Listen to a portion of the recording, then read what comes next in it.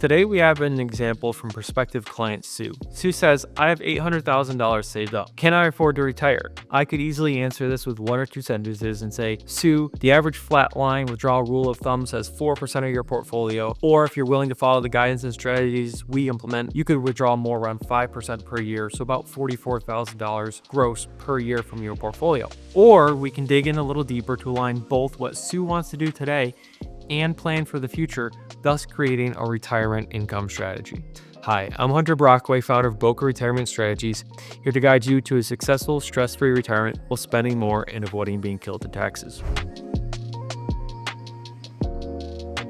Let's take a deeper look at Sue's scenario. Firstly, congratulations to Sue for saving this sum of money. Of course, Sue is not her real name. Every client I talk about is Bob and Sue. So Sue is 65 years old. She knows she'd like to retire, but doesn't know what the right age to retire is. That's my first cue to stop. I asked Sue to tell me a little bit more about that. Sue believes retirement should either be at 65 because that's when Medicare starts, or at 70 because that's when Social Security is maximized. Now, Sue is right, but those factors don't mean they drive the bus of your retirement. Sure, they are passengers and included in the plan, but we want to empower Sue to retire when she is ready and able, and as it aligns with her goals, not a specific standard, because there is no specific standard. Sure, it might involve some more elbow grease in the planning, but that's what we're here for. So my first question for Sue. Sue, what are your goals? How do you envision retirement? And why does that matter to you? By the end of the goals discussion, I can tell Sue would like to retire as soon as possible to enjoy her time with family, but is nervous. She unfortunately lost her husband at a young age and is afraid of how much time she has to enjoy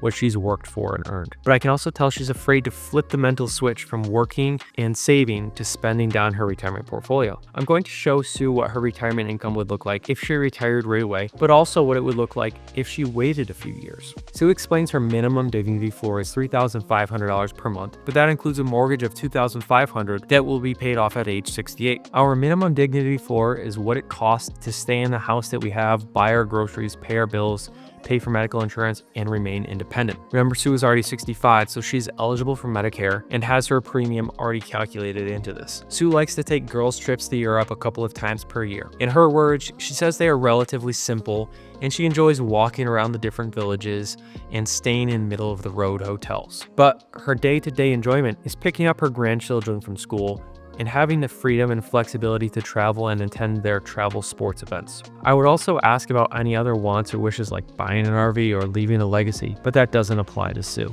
The first expense we need to cover is Sue's minimum dignity floor, and the first source of money we want to use is fixed income from Social Security, pensions, or part-time work. In Sue's case, she will have Social Security, but no other sources. If Sue retires today at 65, her Social Security benefit will be $3,426. Great news is that just about covers her minimum dignity floor. Claiming at 65 does incur a lifetime penalty though. So what if we wait till 70? Sue's benefit grows to $4,873, and that's before future COLA increases. Social Security claiming strategies have a few different factors to play in, such as, do you need the money? How long do you expect to live? And in Sue's case, spousal benefits. Sue, being a widow, was eligible to claim her survivorship benefits at age 60. So what we can look at with Sue is claiming that survivor benefit today, whether she retires or not, and let her benefit grow until it maxes at age 70. The amount that Sue begins receiving for the next 5 years plus her max benefit is greater than her max spousal benefit. This strategy maximizes Sue's Social Security benefit. So a midpoint recap, we're still working and saving. We have $800,000 saved up, and we are going to claim our Social Security survivor benefit of $2,130 per month, and we are going to let our own Social Security benefit grow to an estimated $4,873 at age 70. Remember, Social Security benefits before full retirement age can be penalized if you earn too much, and benefits are always taxable. In Sue's first 2 years of retirement, if she were to retire immediately, her living expenses would be $3,500. Her fixed income from Social Security survivor benefits is $2,130 per month, creating a shortfall of $1,370 per month. Sue's portfolio of $800,000 can sustain a monthly income of $3,226 gross. Calculating Sue in the 12% tax bracket, soon to be 15% tax bracket due to tax increases. So without using any additional strategies to create a retirement income bridge between retiring and Sue's max Social Security benefit,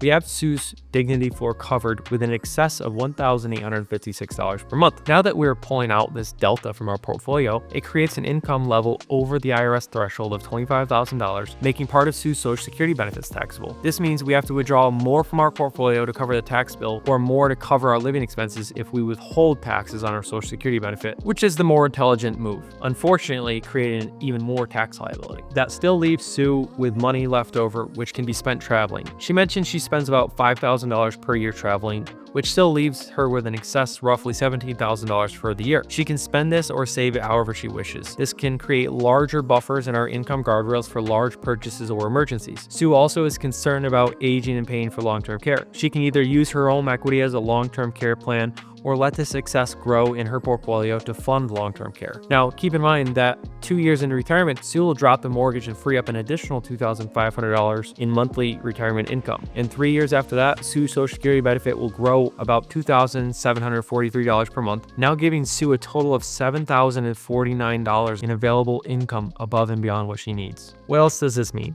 Sue's taxes are likely to go up in retirement, and given the sunsetting TCJA projections, she could jump from the 12% bracket to the 25% bracket, which means we may want to pay more taxes while taking the lower Social Security benefit via Roth conversions. I know one of Sue's concerns was passing young, but the worst case you could have is outliving your money. It is binary. Either you outlive your money or your money outlives you. If you run out of money at 90, you're not going to get a job somewhere else. So I'm planning on Sue needing retirement income until age 94. So immediately, yes, Sue can afford to retire and can afford to do even more in retirement than she planned. If you notice, Sue's income has a couple of jumps during retirement. If Sue decides she wants to incorporate additional goals early on, we can factor that into her spending in a couple of ways. Even if her spending is above portfolio withdrawal recommendations, we can withdraw a higher amount in the beginning, knowing we will supplement the rest with Social Security later. We get this flexibility using the Guardrails approach to portfolio income. Alternatively, we could purchase a SPIA insurance product